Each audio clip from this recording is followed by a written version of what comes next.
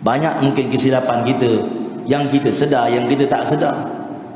Sebab itu saya ingat waktu kami di Madinah, ada satu orang alim, dia doa, ya Allah ampunkanlah dosa kami, dosa yang kami sedar atau tidak sedar, dan dosa yang kami rasa bukan dosa di sisi kami, tapi rupa-rupanya dosa di sisi Kau, itu pun Kau ampunkanlah ya Allah.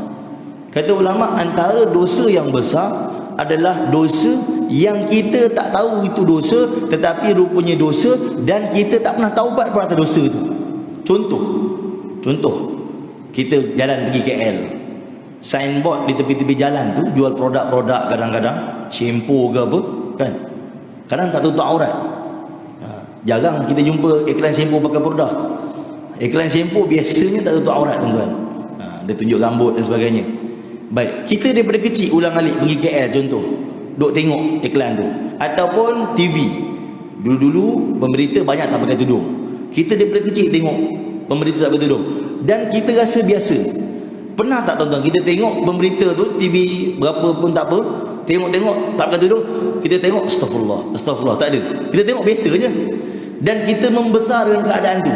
Sekarang mungkin umur kita dah 40, 30, 50, 60, dan itu merupakan dosa.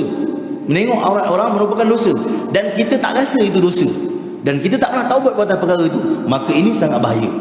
Maka sebab itu ada ulama doa, ya Allah ada dosa yang kami tak tahu pun itu dosa, dan kami tak rasa pun itu dosa, tapi rupa-rupanya dosa sehingga Kau, itu pun Kau ampunkanlah ya Allah. Ini tuan-tuan, kita minta ampun pada Allah sebanyak-banyaknya sebelum kita memasuki tahun baru. Tuan-tuan, ayah-ayah yang dirahmati lagi dikasihi Allah, kita kena tahu penghijrahan Nabi SAW berlaku bukan pada 1 Muharram, tetapi dalam hadis yang sahih, juga dalam kitab-kitab sirah yang sahih, menyebutkan Nabi hijrah ada 2 pandangan. Pertama 26 Safar, yang kedua 28 Safar, bukan pada 1 Muharram. Habis itu kenapa kita sambut awal Muharram pada 1 Muharram? Baik, kena tahu. Sebab benda ni tiap-tiap tahun jadi isu. Orang cakap apalah sambut awal Muharram, Nabi hijrah 28 Safar, 26 Safar, ataupun pandangan lain 28 Safar, bukan pada 1 Muharram. Sebab itu tuan-tuan, dalam kita belajar sirah, kita kena belajar sampai habis, kita kena baca sampai habis. Banyak orang petikai, dia kata kenapa sambut awal Muharram, Nabi hijrah 28 Safar? Sebab dia baca tak habis. Tuan-tuan, penghijrahan yang kita cerita ke Madinah ini bukan penghijrahan Nabi saja, penghijrahan Nabi dan umat Islam.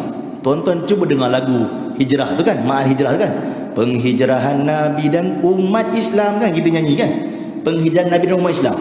Baik, sebelum Nabi diperintahkan hijrah, sahabat Nabi SAW telah mendahului Nabi hijrah ke kota Madinah. Dan sahabat pertama yang hijrah ke kota Madinah namanya Mus'ab bin Umair radhiyallahu taala anhu. Mus'ab bin Umair telah hijrah selepas perjanjian Aqabah kedua, waktu orang Yasrib minta Nabi hijrah, tapi waktu tu Nabi tak dapat perintah daripada Allah.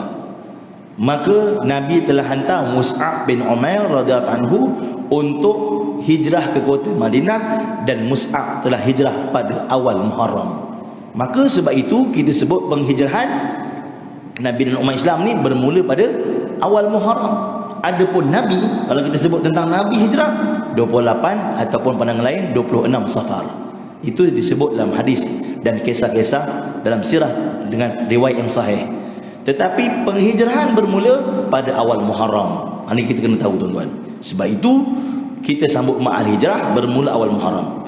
Dan tuan-tuan, Muharram merupakan bulan daripada bulan-bulan haram, Asyharul Haram, bulan-bulan yang mana diharamkan untuk berperang, untuk bercakap yang perkara yang tidak baik. Bahkan kata ulama di zaman jahiliah, orang-orang jahiliah yang kerjanya menyamun di tengah-tengah padang pasir tuan-tuan, kalau orang pedagang lalu disamun, masuk saja bulan haram mereka berhenti menyamun tuan, ikat tangan tak menyamun. Masya Allah, 4 bulan yang dipanggil bulan haram. Rejab, Syaban tak masuk, Ramadan tak masuk, Syawal tak masuk, Zulkaidah masuk. Zulkaidah, Zulhijjah dan Muharram. Kenapa 4 bulan dipanggil bulan haram? Ini adalah bulan yang mana orang-orang di zaman dahulu mereka buat ibadah umrah dan haji. Di zaman jahiliah, dalam sirah sebut mereka buat umrah setahun sekali tuan-tuan.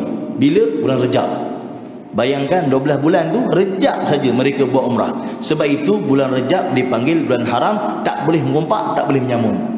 Jadi bila mana masuk 1 Rejab, semua lanun-lanun ni berhenti. Tak ada kerja tuan-tuan, sebulan. Orang ulang-alik pergi buat umrah. Tu boleh tuan-tuan bayang. Kalaulah zaman tu ada travel umrah, kerja setahun sekali tuan-tuan. Bulan Rejab je boleh buat umrah, sebab orang buat umrah bulan Rejab. Baik, adapun Zulkaidah, Zulhijjah dan Muharram ialah bulan ibadah haji. Maka sebab itu 4 bulan ini dipanggil bulan haram. Dan orang di zaman jahiliah, mereka bukan saja tidak berperang, bahkan mereka tidak akan bercakap yang boleh menyakitkan hati pada bulan-bulan haram. Jadi sebab itu kalau kita dah cakap benda yang bukan-bukan, kita fikir ini bulan haram ni. Satu orang ahli sufi beritahu pada anak dia, wahai anakku, seandainya kamu tak boleh buat pahala di bulan yang ada pahala, janganlah kamu buat dosa di bulan yang ada pahala. Sebab aku khawatir di bulan yang ada pahala, kalau kamu buat dosa, dosa kamu digandakan. Ini kata ahli sufi kepada anaknya. Jadi tuan-tuan, ayah-ayah yang dirahmati lagi dikasihi Allah, maka bulan Muharram ni bukan bulan yang biasa-biasa, bulan yang tinggi nilainya di sisi Allah, seperti juga bulan Zulhijjah. Bahkan dalam hadis yang sahih disebutkan bahawa di belakang hadis, puasa yang terbaik selepas Ramadan adalah puasa di bulan Muharram. Dan ada ulama syarah hadis tu yang dimaksudkan itu adalah puasa pada hari Ashura.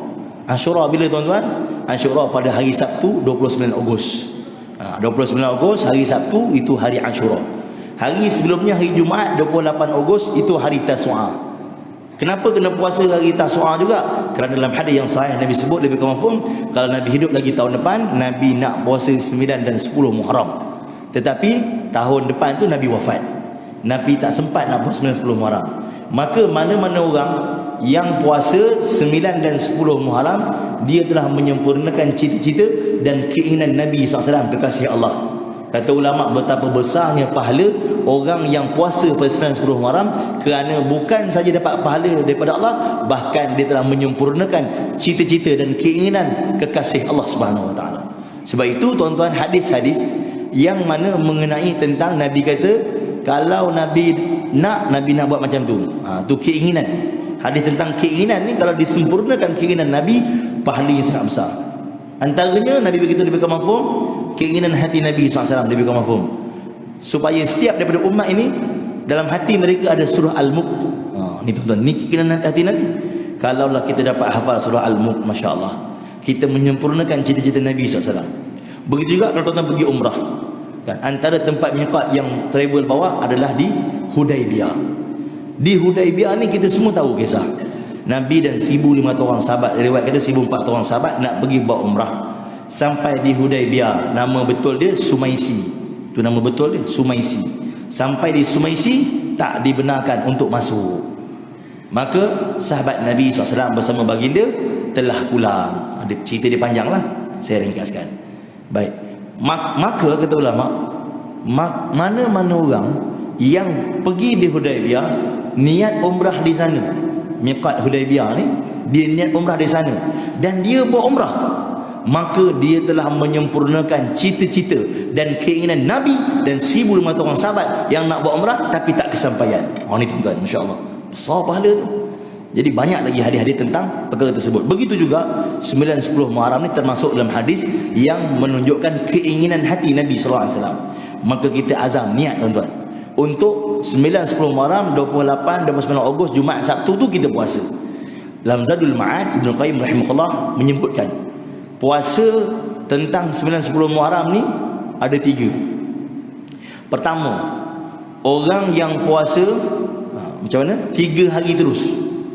Dia puasa 9, dia puasa 10, dia puasa 11. 3 hari terus dia balas. Ni masya-Allah. Ni pertama. Yang kedua, puasa 9 dan 10, iaitu berdasarkan hadis keinginan hati Nabi tadi. Yang ketiga, puasa 10 saja. Ni tuan-tuan, dalam riwayat sebut ganjaran dia Allah Ta'ala menghapuskan pahala, Allah Ta'ala menghapuskan dosa setahun yang lalu. Setahun yang lalu kenapa? Kerana kita baru je masuk tahun baru. Jadi setahun yang lalu pada waktu itu adalah tahun 1441 yang lalu lah. Sebab masa tu kita dah 1442 dah.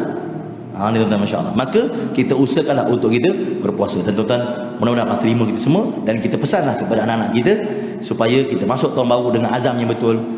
Antara azam yang perlu kita ada, saya perlu ada, tuan-tuan perlu ada, adalah antaranya tahun baru kita azam nak datang paling awal ke masjid dan balik paling lewat. Ni tuan-tuan, saya azam 1442 saya nak datang paling awal dan nak balik paling lewat. Itu antara azam yang baik tu. Kita kena pasang niat. Mudah-mudahan dengan niat yang kita pasang ni Allah terima kita punya azam kita. Jadi tuan-tuan, kita pesanlah kat keluarga kita supaya semua pakat-pakat pasang azam baru, dan pakat-pakatlah tuan-tuan, masya-Allah, 9, 10 Muharram, 28, 29 Ogos kita pakat puasa, insya-Allah. Semoga Allah terima kita semua. Dan tuan-tuan, kita dapat berita pagi tadi, kita punya ulama kita, masya-Allah, Al-Musnid Syekh Husni Ginting telah meninggal kita. Antara ulama Nusantara, ulama Melayu yang begitu banyak memegang sanad-sanad Nabi SAW, telah meninggalkan kita. Dan juga ayahanda kepada Syekh kita, Syekh Zainul Asri Hafizullah Ta'ala, telah meninggal dunia pagi tadi. Jadi sama-samalah kita hadiahkan Al-Fatihah. Semoga Allah Ta'ala merahmati kedua-dua arwah dan juga insan yang telah mendahului kita, khususnya di kalangan para alim ulama, yang mana sekian banyak tuan-tuan, tahun ni begitu banyak. Kita dengar daripada dulu wawasan 2020. Rupanya wawasan 20 ni macam-macam berlaku, tuan-tuan. Kita ingatkan apa berlaku wawasan 20, rupanya kita kena kurung kat rumah, PKP. Kemudian ulama meninggal ramai. Allah Akbar. Jadi kita hadiahkan Fatihah. Ajarakumullahu al-Fatihah. A'udzubillahi Bismillahirrahmanirrahim. Iyyaka na'budu wa iyyaka nasta'in. Ihdinas siratal mustaqim. Siratal ladzina an'amta 'alaihim.